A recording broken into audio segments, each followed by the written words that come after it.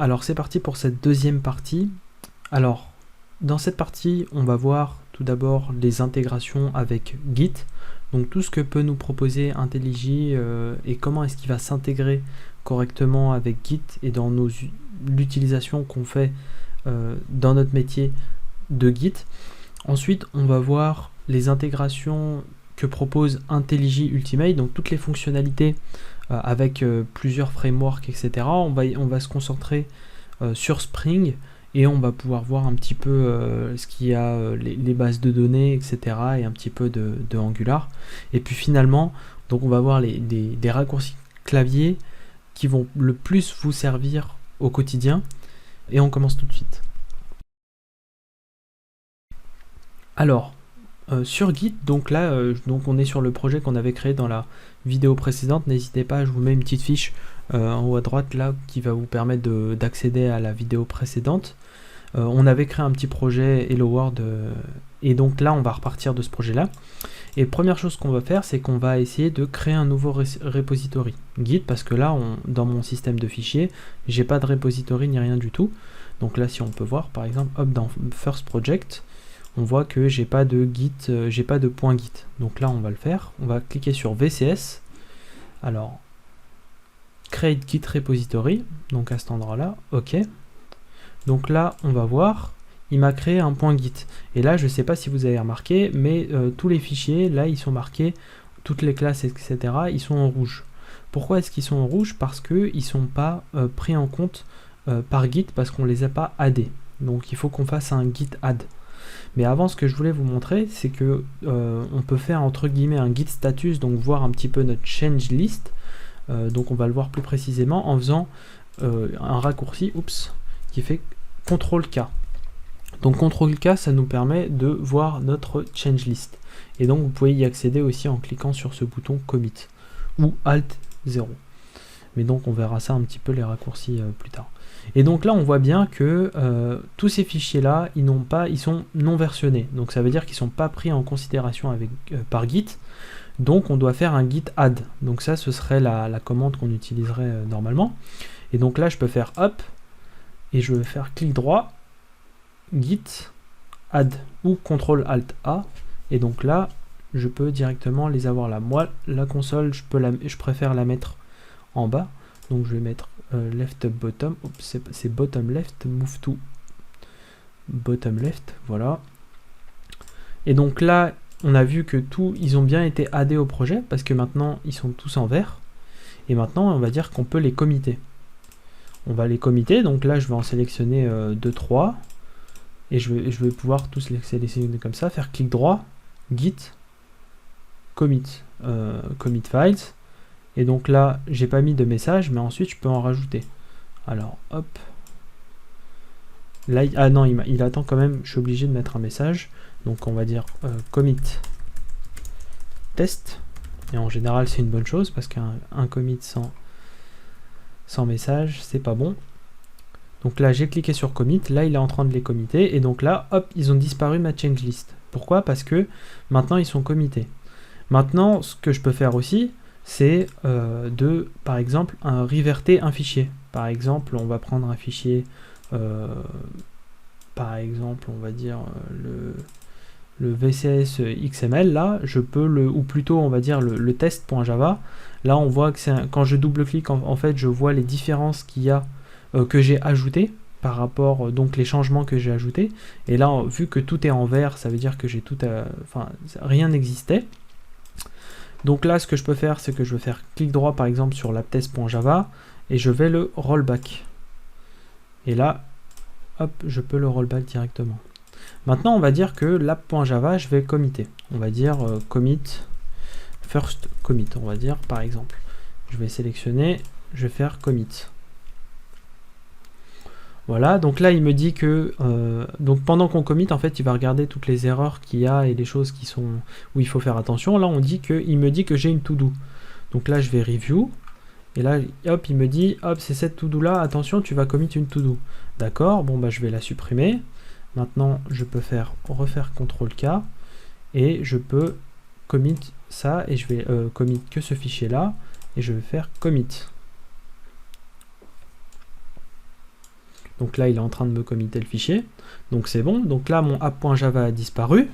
Par contre, là, je vais rajouter un point virgule ici. Et donc là, ce que je vous disais tout à l'heure, c'est que là, on voit uniquement les différences par rapport au commit. Et donc là, on voit bien que j'ai simplement ajouté le point virgule. Donc ça, c'est très très utile pour voir un petit peu.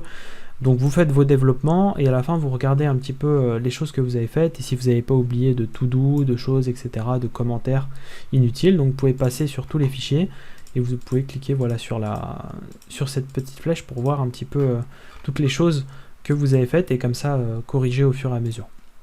Et donc maintenant, imaginons que j'ai terminé tous mes développements et que je veux voir les derniers commits qui ont été faits. Alors, ce que je peux faire, c'est cliquer sur Git, log, et donc là, je vois que je suis sur ma branche master, parce que voilà, il m'a créé automatiquement une branche master. D'ailleurs, là, je ne l'ai pas précisé, mais on peut créer une nouvelle branche, on peut check out sur des branches, etc. Ça se fait ici. Et d'ailleurs, si vous avez un repository qui est en remote, donc sur GitHub ou GitLab, vous pourrez voir ici toutes les branches, et vous check out dessus, et donc il va vous créer une branche en local, et donc vous pouvez faire vos développements directement. Ensuite, du coup, ce que je voulais dire, c'était que vous avez accès à toutes vos branches et aux derniers commits. Et donc là, ça c'est pas mal parce que du coup, on peut voir un peu ce que j'ai fait avant. Donc tout à l'heure, j'ai commité des choses. Et donc là, je peux voir toutes les différences et toutes les choses qui ont été modifiées sur mon commit. Donc là, j'ai terminé mes développements. Et la seule chose qui me reste à faire, c'est pusher. Donc je fais VCS, Git. Et là, il y a pas le... Ah, il est là, le push. Et par contre, il faut que je définis un remote repository. Donc là, moi, je ne vais pas le faire, mais là, il vous suffit simplement de donner votre URL. Et ensuite, vous pourrez cliquer sur pusher. Et donc là, ensuite, ça ira directement sur GitHub ou GitLab, ou du moins sur votre repository distant. D'ailleurs, là, je ne l'ai pas précisé, mais on peut pull aussi. Et on peut aussi rebase. C'est quelque chose qui est vraiment pas mal. Moi, j'utilise pas énormément les merges, mais surtout les rebase. Je sais qu'il y a un peu les deux écoles. Et donc, dans les deux cas, en fait, en utilisant les commandes d'IntelliJ, en fait, vous avez une interface qui vous permet grandement de faciliter la résolution des conflits.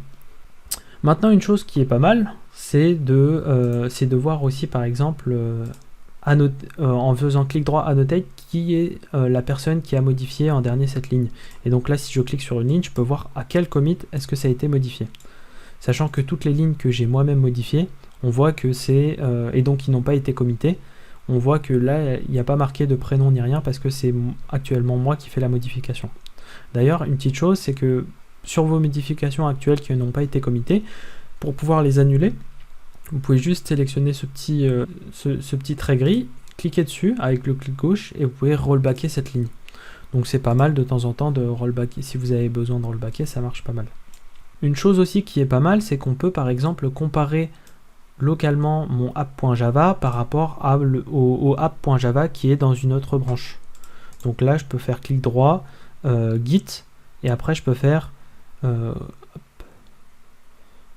compare with branch. Donc là, j'ai pas d'autres branches, mais je peux faire aussi compare with revision. Et donc là, il m'affiche les dernières révisions donc en local. Mais si j'avais tout plein de branches, local, distante, etc., le compare with branch marche très bien.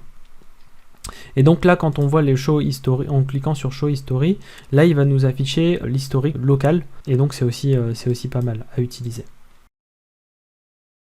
Alors maintenant, on va voir un petit peu ce que peut nous proposer IntelliJ IDE et surtout sa version Ultimate. Et on va voir quelques petites fonctionnalités. Donc là, je suis sur le lien de téléchargement de IntelliJ Ultimate. Alors, je ne vais pas le télécharger parce que je l'ai déjà en local. Par contre, on peut voir que dans la documentation, la plupart des choses dont la plupart des gens ont besoin sont déjà proposées par la version Community.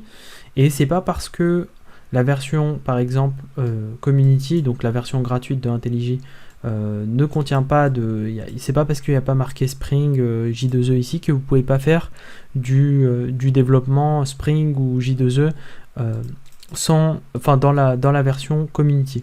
C'est simplement qu'il y a plus d'intégration et plus de fonctionnalités qui sont proposées par IntelliJ Ultimate pour vous faciliter la vie, mais vous pouvez tout à fait développer avec la version Community, il n'y aura pas de souci. Et donc là, on va voir deux trois choses intéressantes. On va voir en fait ces trois éléments là, le client HTTP qui est ajouté du coup à la version Ultimate et qui permet de faire des requêtes.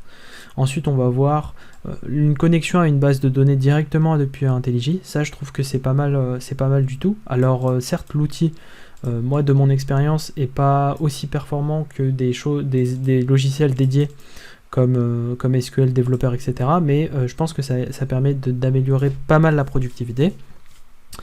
Et finalement, on va voir assez rapidement les choses qui sont proposées par IntelliJ pour du développement Angular. Alors, c'est parti. Alors, moi, j'ai déjà installé IntelliJ Ultimate. D'ailleurs, une petite chose que j'ai pas précisé, si vous êtes étudiant, en fait, vous avez la version Ultimate gratuite pendant la durée de vos études. Et donc ça, c'est pas mal du tout.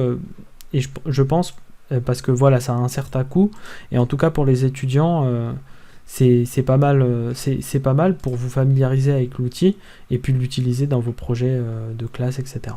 Et donc il y a des tutoriels sur internet d'ailleurs pour vous montrer comment faire, comment l'obtenir. Il vous suffit en fait d'avoir l'email de votre université ou de votre école d'ingénieur ou de votre fac ou peu importe. Alors donc là je vais double-cliquer sur la version Ultimate.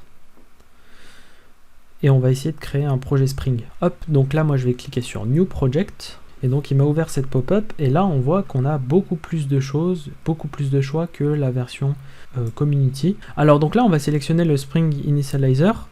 D'ailleurs une petite chose pour les personnes qui connaissent pas, Spring Initializer en fait c'est simplement un moyen de créer un projet Spring assez facilement. Donc là c'est depuis un site internet, mais donc nous on va tout faire depuis IntelliJ. Donc là j'ai juste à cliquer sur Next. Donc là, je vais l'appeler code. Hop. On va l'appeler démo. On va sélectionner Java 11. Maven. Très bien, très bien, très bien. Je vais cliquer sur Next. Et donc là, on va ajouter une dépendance, par exemple Spring Web. Et donc là, tous ces outils-là, comme je viens de dire, on peut le faire aussi depuis la version Community en utilisant directement le site internet. Ensuite, dès que ça c'est fait, je clique sur Next, démo, et je vais choisir ici, c'est parfait, Finish. Ok, donc il a fini par me lancer le projet. Donc il m'a créé le projet démo avec la structure Maven classique. Hop, et donc là, hop. Et donc là, je me retrouve avec mon application Spring Boot, avec toutes les annotations qui vont bien. Il m'a aussi créé une configuration de runner directement. Donc là, je peux lancer directement l'appli et normalement, elle devrait fonctionner.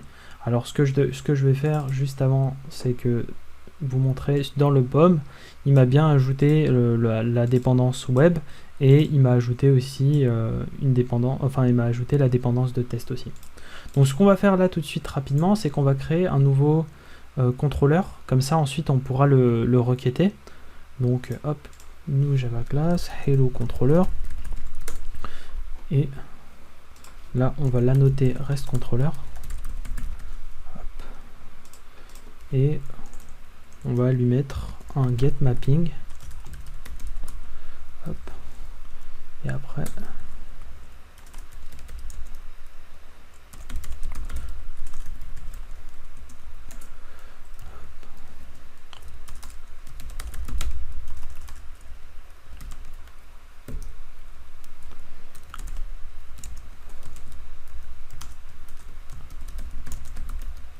voilà, donc c'est simplement un petit contrôleur rapidement qu'on va pouvoir en fait requêter directement depuis IntelliJ.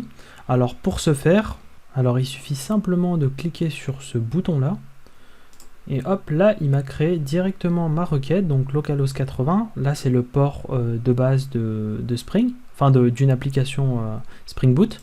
Donc là j'ai juste à cliquer sur Run, et donc là normalement ça devrait crasher.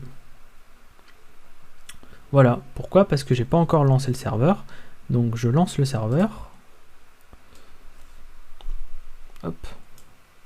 D'ailleurs, on voit qu'il a généré, alors moi je l'ai déjà fait juste avant, mais en fait il génère un fichier target, et donc là il rebuild le projet, etc. Hop, donc c'est bon, il a fini de se lancer. Maintenant j'ai simplement à cliquer sur le run. Et voilà, ma réponse est là. Donc on voit bien que là du coup j'ai une réponse 200, et là j'ai mon Hello World qui est arrivé avec le response code, etc. Et donc un autre exemple qu'on pourrait faire, ce serait une méthode post. Donc là je vais rapidement faire un post mapping. Hop, slash hello par exemple, et on va lui dire un string post hello par exemple, et en request body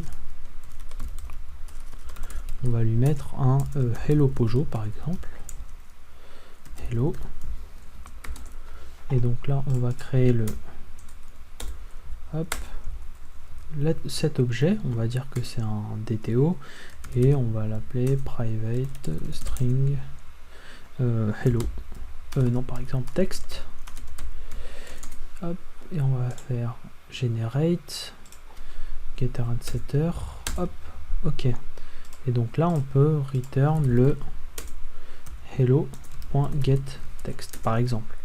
Donc là ce serait un endpoint qui va renvoyer du coup, enfin qui attend du coup un JSON. Donc là hop, on va lui demander de nous préparer ça. Ensuite on peut lui dire le content type, on peut lui donner par exemple JSON, et ensuite là je peux créer mon objet text hello world avec 4 points d'exclamation. Je relance le serveur. Donc c'est bon, il vient de terminer, et donc là quand je regarde, je relance ma requête run, et voilà, j'ai mon hello world qui est bien apparu, et il m'a envoyé sur un fichier, et donc là je peux voir le body de la réponse. D'ailleurs hello Pojo c'est peut-être pas le bon nom, parce que du coup c'est un DTO ça. Voilà. Hop. Voilà pour cette partie là. Ce qu'on peut faire du coup, c'est que je vous invite d'ailleurs à aller regarder cette page, donc pour en savoir plus sur les fonctionnalités d'IntelliJ Ultimate par rapport à Spring. Et en fait cette page là elle vous permet d'avoir à peu près toutes les infos sur les intégrations que propose IntelliJ, sur les différents frameworks, les différentes technologies, etc. Et pour pas faire une vidéo trop longue, on va passer rapidement sur Angular. Angular, je trouve que les choses les plus intéressantes, c'est les connexions avec Angular CLI, donc Command Line Interface, et donc on peut lancer directement ces requêtes depuis IntelliJ. Et une autre chose qui est pas mal, c'est donc on peut, quand je dis les requêtes, on peut les lancer depuis IntelliJ, on peut lancer des npm start, npm init, ngserve, etc. Et une autre chose qui est aussi intéressante, c'est l'utilisation de Material Design, donc tout ce qui est IntelliSense. Donc c'est pas mal, ne serait-ce que pour utiliser du coup tout ce qui est directive et propriétés particulière à Material Design, c'est pas mal. Et on a aussi toute une partie sur le debugging qui est aussi intéressante, parce que du coup là on peut mettre en fait, en configurant correctement, on peut mettre un breakpoint comme ça, même en faisant du front. Et donc je pense que ça existe aussi sur les autres frameworks, et ça c'est aussi pas mal intéressant au lieu de d'écrire debugger partout. Voilà pour la partie sur IntelliJ Ultimate. Une dernière chose que je souhaiterais montrer qui est super intéressante, c'est les databases. Du coup, comme je vous disais, là il vous suffit en fait de vous connecter à une base de données, et vous pouvez faire directement vos requêtes depuis IntelliJ. Donc là, si vous avez une base de données Postgres, il vous suffit simplement du coup de cliquer sur le plus, sélectionner Postgres, et là il va vous ouvrir donc une configuration avec un driver que vous pouvez télécharger. Vous pouvez vous connecter directement dessus et faire vos requêtes, un petit peu comme un Oracle SQL Developer, PHP MyAdmin, etc. Et donc là ça vous permet en fait de ne pas bouger de votre IDE. Voilà, c'était à peu près tout sur les fonctionnalités que proposait IntelliJ Ultimate. Alors j'imagine qu'il y en a beaucoup plus, mais sachez que moi j'ai utilisé longtemps IntelliJ Community et ça m'allait très bien. C'est juste voilà des fonctionnalités en plus qu'on vous propose, et qui sont intéressantes, et je pense que la plupart des sociétés investissent en ce moment sur IntelliJ Ultimate parce que se rendent compte que leur retour sur investissement est vraiment intéressant, malgré que les licences coûtent très cher pour les entreprises. Je sais que pour les particuliers ça coûte moins cher, mais c'est tout de même un certain coût. Alors maintenant on va passer aux raccourcis clavier. Alors on va commencer d'abord par les raccourcis de base. Là donc pour pouvoir copier du texte, on peut sélectionner ce texte là et faire CTRL-C, et ensuite pour le coller on peut faire CTRL-V, et si on veut sélectionner toute la ligne, c'est un peu classique, on a juste à faire CTRL-C sans sélectionner sans surligner des éléments, on a juste à cliquer quelque part.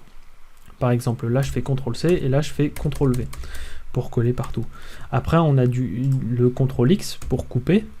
Donc là par exemple je fais CTRL-X sur cette accolade, donc je fais CTRL-X et après je peux faire CTRL-V. Là CTRL-X, CTRL-V, CTRL-V, voilà. Une chose qui est intéressante, donc ça c'était vraiment des choses assez classiques sur IntelliJ et sur un peu même sur le bloc-notes, je pense que vous avez peut-être ça. Par contre, des choses qui sont peut-être un peu plus avancées, c'est le CTRL-F pour rechercher quelque chose dans le fichier. On peut faire CTRL-MAJ-F pour rechercher dans le projet. On peut chercher aussi dans les différents modules. Donc quand il dit module, là c'est les modules Maven. Donc si vous avez plusieurs modules Maven ou Gradle, vous pouvez faire CTRL-MAJ-F et sélectionner une string sur différents modules, et vous pouvez aussi rechercher depuis différents directories, donc différents chemins de fichiers. Ensuite on peut ajouter des file masks, par exemple là ici si je mets public, il va se retrouver un peu partout, et là je peux lui donner donne-moi tous les publics qui sont dans des fichiers Java, donc je fais étoile.java. Et là il m'affiche sur tout ce qui est tous les fichiers terminant par Java. Mais si par exemple je veux afficher uniquement dans les DTO, je peux faire du étoile DTO.java. Donc là je vous laisserai fouiller, il y a tout plein de choses qu'on peut faire, on peut sélectionner en fonction de l'uppercase ou non, donc que ce soit en majuscule ou pas, etc. Il y a tout plein de choses on peut fouiller. Ensuite ce qu'on peut faire, et qui est pas mal aussi, c'est CTRL F12. Et donc ça nous permet notamment d'accéder à toutes les méthodes d'une classe. Donc là je peux aller, imaginons que j'en ai 36 000, du coup CTRL F12 ça me permet d'accéder directement à ce que je veux. Ensuite on peut aussi faire un CTRL-N pour rechercher une classe. Donc là si je veux rechercher une classe parmi plein de choses, j'ai juste à chercher par exemple démo application, et là j'ai accès. Sachant que ce qui est aussi pas mal intéressant et qui est un raccourci pas mal, c'est que en mettant par exemple que les majuscules, ça me permet d'arriver plus facilement au résultat. Par exemple j'ai mis un D majuscule et un A majuscule, et là il m'a directement surligné démo application. Si je fais H majuscule C majuscule, là il m'affiche uniquement le Hello Controller. Donc si vous avez plein de classes, je pense que c'est pas mal intéressant. Typiquement là si je veux récupérer ma classe de test, je fais DAT, et là il devrait me la récupérer.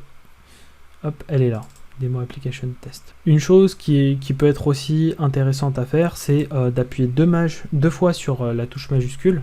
Là ça va vous permettre de rechercher partout, donc des classes, des fichiers, des symboles, des actions, et j'utilise ça pas mal moi pour rechercher des endpoints directement. Si là je fais /hello, en fait il va m'afficher le endpoint hello là qui est ici. Du coup hop, j'ai juste à cliquer, et là du coup je peux accéder directement à endpoint. Après il y a des choses aussi, CTRL A, on peut voir aussi Alt J qui va nous permettre de sélectionner plein de choses en même temps, enfin plusieurs occurrences d'une même string. Donc là par exemple hello, là on le voit qu'il est aussi là, donc si je fais Alt J, là donc vous voyez que mon curseur, j'en ai deux qui a été déplacé aux deux endroits, donc ça c'est super utile pour faire de la manipulation de code, etc. Voilà, on va s'arrêter là pour cette vidéo. En tout cas, je vous ai préparé une fiche que vous pouvez télécharger, une fiche de raccourci qui est accessible directement dans la description. Et c'est vraiment les raccourcis il y en a très peu, comme vous voyez, et ceux-là c'est vraiment ceux que j'utilise personnellement le plus. et donc les avoir, donc vous pouvez imprimer cette fiche et directement les avoir à portée de main, et ça s'apprend très vite des raccourcis, et je pense que ça peut grandement améliorer votre productivité. Et voilà, je pense que IntelliJ, vous l'aurez compris, moi je trouve vraiment cet outil génial. Et je ne fais que le conseiller. Alors je ne suis pas du tout sponsorisé ni rien du tout, mais bien sûr, évidemment, c'est pas l'outil qui fait le développeur, mais je pense que ça contribue pas mal à la productivité. Et c'est bien du moins d'avoir avoir au moins une idée de ce qu'est capable de faire IntelliJ pour pouvoir ensuite faire ses choix si vous gérez par exemple une équipe de développement, et les investissements, est-ce qu'il faut investir dans tel IDE par exemple ou non. Voilà, c'était tout pour ces vidéos, j'espère qu'elle vous a plu. En tout cas, n'hésitez pas à la partager, à la liker et à vous abonner. Et n'hésitez pas non plus à me proposer des sujets de vidéos qui pourraient vous intéresser, ou sur des choses sur IntelliJ par exemple que j'ai évoquées dans cette vidéo, que vous souhaitez plus approfondir. Et voilà, n'hésitez pas. Je vous dis à la prochaine, à plus.